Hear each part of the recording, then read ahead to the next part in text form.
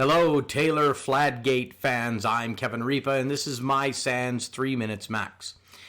A number of episodes ago, I gave a few episodes in a row about my suggestions about fixing the internet. We talked about how with all of the crime that's rampant on the internet and people being able to hide in their grandmother's basements in countries like Redactistan and hacking the world and doing various different nefarious things, and we can't touch them.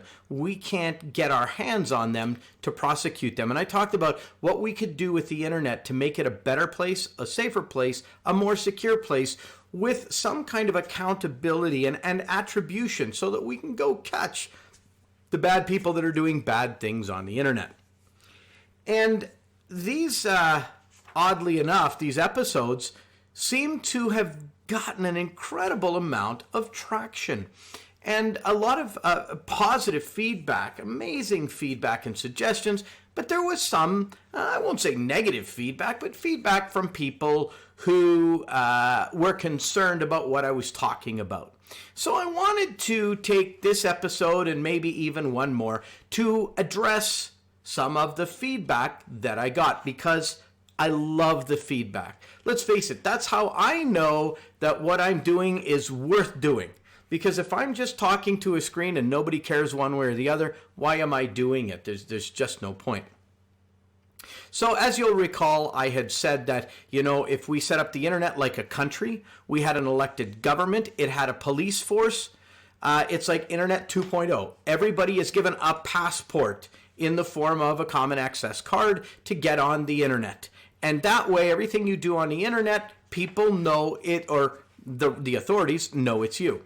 And so some of the comments that came back were things like, one individual had said it wouldn't work. Besides being a ripoff of Snow Crash, I have no idea what Snow Crash even is, so I didn't rip anything off. Thanks for judging me. Physical countries would create their own intranets, just like Russia, China, and Iran. Further isolation. Yep, that's the way it is. I mean, drug organizations don't form countries of their own. They isolate themselves within an existing environment. So yeah, if Russia, China, and Iran don't want to allow us to police them, they can have their own internet, but they don't get to get on our internet. Another person said, I don't think that's fair, would possibly lead to more corruption and limits poor nations from accessing it.